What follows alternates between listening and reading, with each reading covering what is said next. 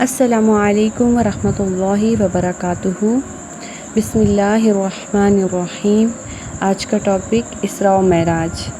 بعثت نبی صلی اللہ علیہ وسلم کے 10ویں سال میں اسراء و معراج کا واقعہ پیش آیا، جو اللہ تعالیٰ کی جناب سے دراصل ان تمام درد و پریشانیوں کا صلہ تھا جن سے رسول اللہ صلی اللہ علیہ وآلہ وسلم کو دوچار ہونا پڑا تھا۔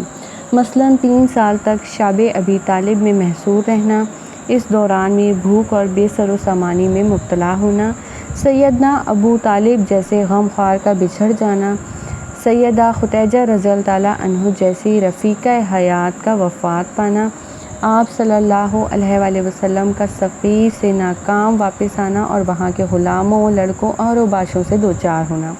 ان تمام مصائب و مشکلات کا اللہ تعالیٰ نے اپنے حبیب صلی اللہ علیہ وآلہ وسلم کو یہ صلہ دیا کہ ان کو اپنی جناب میں بلند کر کے اپنے بہت قریب کیا اور اپنی رضا کی خلعت فاخرہ سے نوازا، جس سے آپ صلی اللہ علیہ وآلہ وسلم کو پیغام رسالت اور دعوت تبلیغ میں جس مصیبت اور پریشانی کا سامنا کرنا پڑتا تھا، اس کا سارا غم غلط ہو کر رہ گیا۔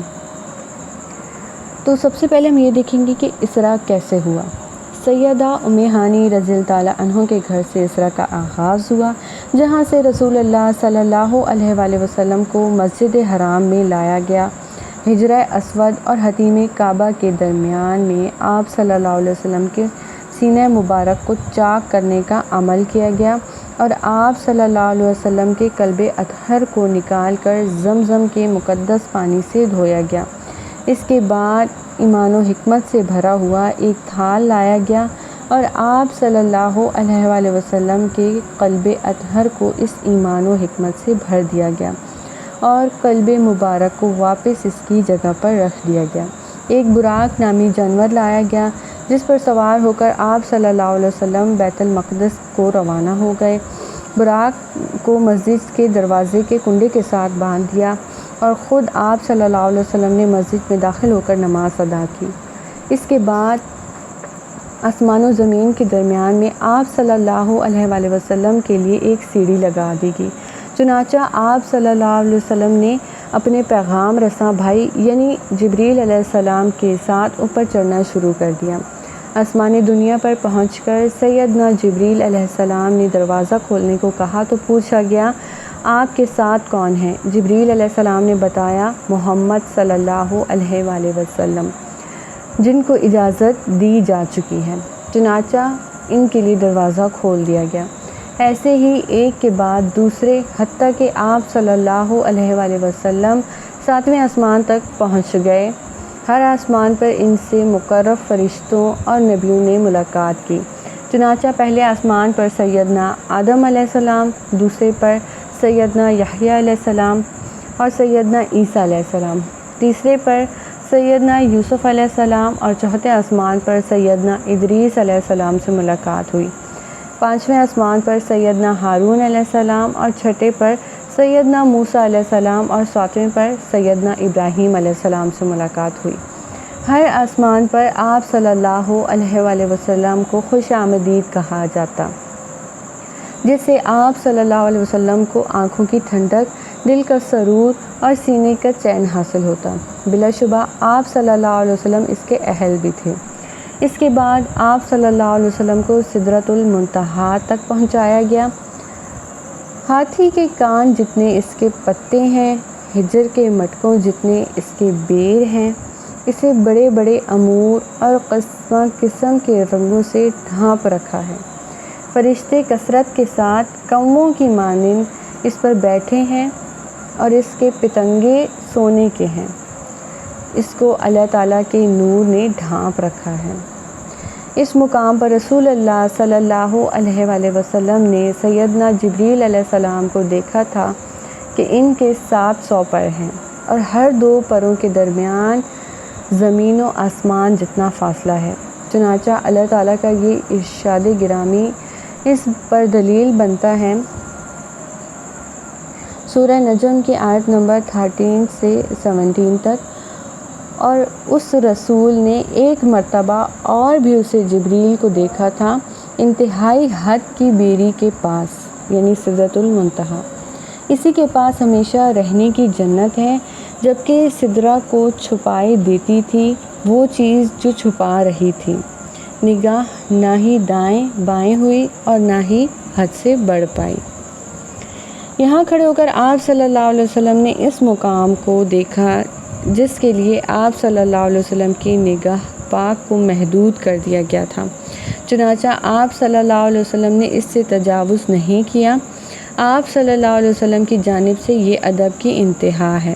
اس کے بعد آپ صلی اللہ علیہ وسلم کو بیت المعمور پر لے جایا گیا، جس میں روزانہ 70,000 فرشتے داخل ہوتے ہیں۔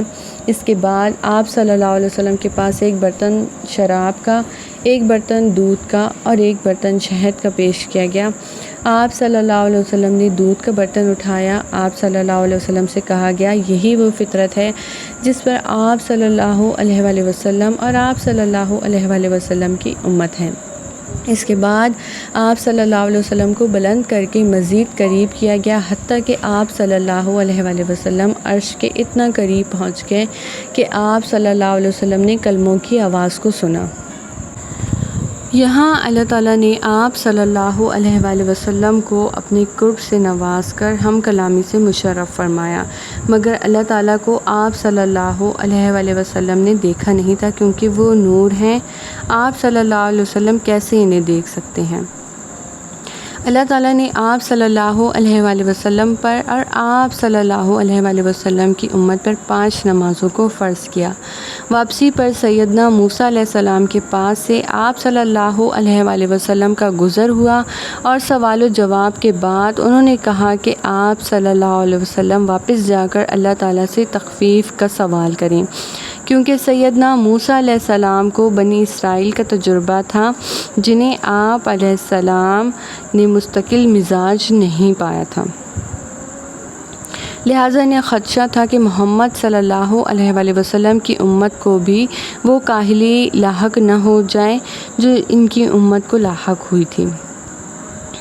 چنانچہ رسول محبوب صلی اللہ علیہ وآلہ وسلم نے اپنے خدائے محبوب سے تخفیف کا سوال کیا۔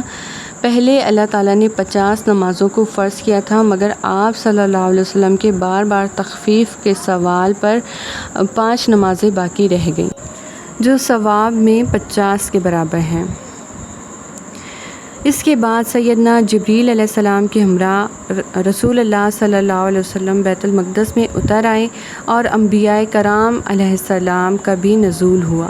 چنانچہ انہوں نے رسول اللہ صلی اللہ علیہ وسلم کی اقتداء میں صفیں بنائیں، اور آپ صلی اللہ علیہ وسلم نے انہیں مسجد اقصیٰ میں صبح کی نماز پڑھائی، اور جس براق کو مسجد کے دروازے کے حلقے سے باندھ کر گئے تھے، اس پر سوار ہو کر اس رات کی صبح کو مکہ میں تشریف آور ہوئے۔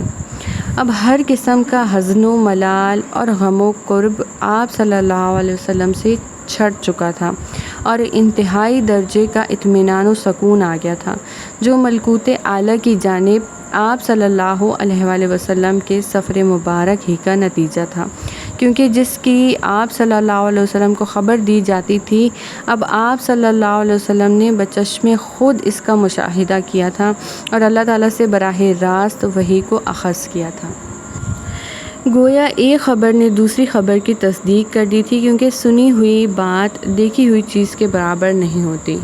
آج کا لیسن یہیں تک ہے، انشاءاللہ تعالیٰ اس کا اگلا حصہ ہم اگلے لیسن میں پڑھیں گے۔ السلام علیکم ورحمۃ اللہ وبرکاتہ۔